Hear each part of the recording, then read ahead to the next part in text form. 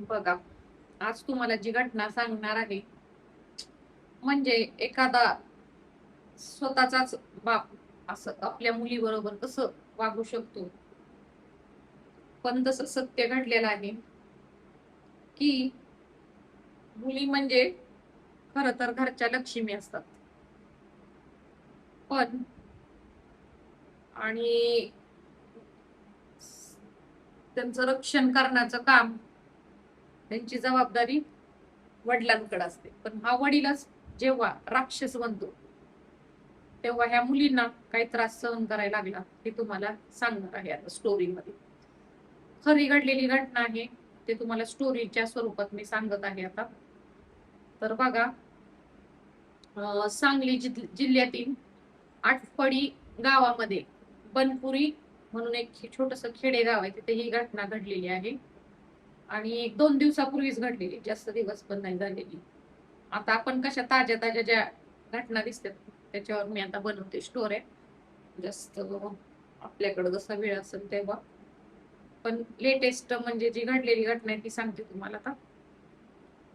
तर हा जो माणूस होता, ह्या मुलींचा बाप, ह्या मुली साधारण एक एक 10 वर्षाची होती आणि एक 12 वर्षाची का कायशी म्हणजे आसपास होती. लहानच होत्या, 10-12 वर्षाच्या, म्हणजे काय एवढ्या पण मोठ्या नाहीत. त्यांना काय समजतं. साधारण 10 वर्षाची म्हटलं तर किती, 7वीला ना, 7वीला असतील बहुतेक. 8वी 9वी, 7वी 8वीला असतात, असतील त्या मुली. पण आता लहान वय होतं त्यांचं. तर या मुलींना काय सवय लागली होती, त्या मुली काय करायच्या, चोऱ्या करायच्या, चोऱ्या. शाळेतनं पण तक्रार यायची. आई वडील आणि आजी आजोबा असा त्यांचा परिवार होता आणि शेतात राहायचे. तर ह्या ज्या मुली होत्या दोघी, शाळेत पण चोऱ्या करायच्या, कुणाचा पेन आण, कंपास आण, पैसे चोर, काय चोर. आजूबाजूला पण शेजारच्या लोकांचे पण खूप कंप्लेंट्स येत होत्या. अजून कुठं गेलं की त्यांना म्हणजे असं एक सवय लागली होती चोरायचं आणि त्याचं काहीतरी आणायचं, ऐश करायची. आणि खूप वेळा त्यांना समजावून सांगितलं होतं वडिलांनी, पण ऐकत नव्हत्या. आणि वडील होते सर्किट. मग सतत आता आजूबाजूचे लोक तक्रार करायची, वडिलांचं पण डोकं सटकलं होतं.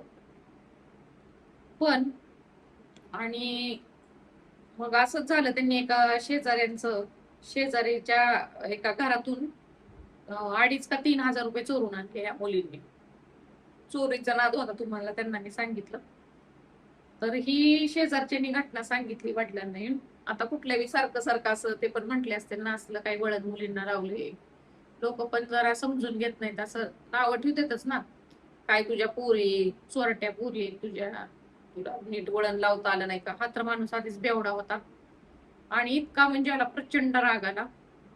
मग त्यांनी त्याचे पैसे परत केले. ह्या पोरीने 500 रुपये त्यातले खरचले होते खाऊन पिऊन. बाकीचे 1,400 रुपये दिले आणि 500 रुपये यांनी खर्चून टाकले, त्याचे देऊन टाकले. वडिलांना प्रचंड राग आला, कारण वडिलांचा सारखा अपमान आणि मुलींमुळं 4 लोकात अपमान सहन करायला लागत होता, इज्जत जात होती गावात. जिथं तिथं ह्या पोरींना अशी घाण सवय चोऱ्या करायची लागली होती. आता ह्या मुलींना आपण आता लहान असल्यामुळे काही बोलू शकत नाही. पण वडिलांनी जे केलं ह्यांच्यावर ते चुकीचं केलं. कारण आपल्या आपण हातात नाही कायदा घ्यायचा. जर ऐकत नव्हत्या त्या, तर जी चोरी केली तर त्यांना नाही का पोलिसांकडे वगैरे नेऊन जरा तिथं दाखवून त्यांना घाबरून जरा नाही का समज दिली असती, किंवा त्यांना हे थोडंसं बाल सुधारगृहात वगैरे टाकता आलं असतं. म्हणजे काही तर पुढं झालं असतं. पण वडिलांनी काय केलं, की त्या दिवशी रात्री वडील खूप दारू पिऊन आले आणि त्यांनी काय केलं, त्या पोरींना खूप मारहाण चालू केली. मारहाण चालू केली, खूप मारलं त्यांना. मारतच होते आणि काय केलं परत, दोघींचे हात पाणी पाय बांधले आणि त्यांना असं उलट टांगलं. खाली मुंडी वर पाय, आणि असं नाही का पिक्चर मध्ये ते असतं बघा, कैदी लोकांना ते असं सपा असं फानतात बघा, वरती टांगून उलट टांगून. तसं ह्या मुलींना बेदम मारहाण चालू केली. आई होती पण आईनं पण काय घाबरली आई पण. पण आईचं काम होतं, किती जर केलं तर नवरा शेवटी थोडस तिचं ऐकलं असतं. आजोबांनी मध्ये पडण्याचा प्रयत्न केला, आजोबाला कोयता दाखवला. आजोबा पण मग तो मुलगा जरा म्हणजे तो माणूस पिल्यावर, तसं आता पिल्यावर कोण पण असं राक्षसी सैतानी होत होतं. तर आजोबाला पण कोयता दाखवल्यामुळे आजोबा पण खूप घाबरले. मग आजोबा पण काय करू शकले नाहीत. मग ते पण जाऊन झोपले. आणि ह्यानं खूप खूप त्यांना मारलं त्यांच्या बापानी. आणि कोणच म्हणजे त्या आईनं पण सोडवलं नाही. आजूबाजूचे लोक पण आता हे लांब वस्तीत वगैरे राहत असल्यामुळं कोणाला काहीच कळलं नाही. आणि रात्रभर मग त्या पोरी खूप तडपडत तडपडत होत्या. खूप त्यांचा जीव कासावीस होता. त्यांना पाणी पण दिलं नाही. इतकं मारलं की त्यांचा नाही का एका मुलीचा तर जीवच गेला. आणि एक खूप आता गंभीर हालतमध्ये आहे. एक मुलगी सकाळी मग आजोबा उठले, त्यांनी पाहिलं, त्यांना सोडवलं. पण एका मुलीचा जीव गेलेला होता. आणि दुसरी जी मुलगी होती ती गंभीर जखमी, क्रिटिकल कंडिशन मध्ये. वडिलांची पण चूक आहे, त्या लहान आहेत, चोऱ्या वगैरे असं काही काही वेळेस अशी होतं त्यांच्याकडनं चुकून. तर त्यांना काहीतरी आपण नाही का थोडीशी शिक्षा म्हणजे ज्यांनी काही चोरले त्यांच्यावर कंप्लेंट करून त्यांना बालसुधागृहात टाकणं हे एक मार्ग होता. तिथं त्यांना थोडंसं वळण लागलं असतं, सुधारले असते एकदा जाऊन आल्यावर. पण वडिलांनी असं त्यांचा जीव घेण्याची गरज नव्हती, किंवा बोर्डिंगला हॉस्टेलला टाकून देणं पण हा पण पर्याय होता शिस्त लावण्यासाठी. आता लहानपणी चुका होत्यात म्हणून त्याचा काही लगेच जीव घेणे हे काही त्याच्यावर हे नाही, नाही का, उपाय नाही. तर वडिलांचं चुकलं.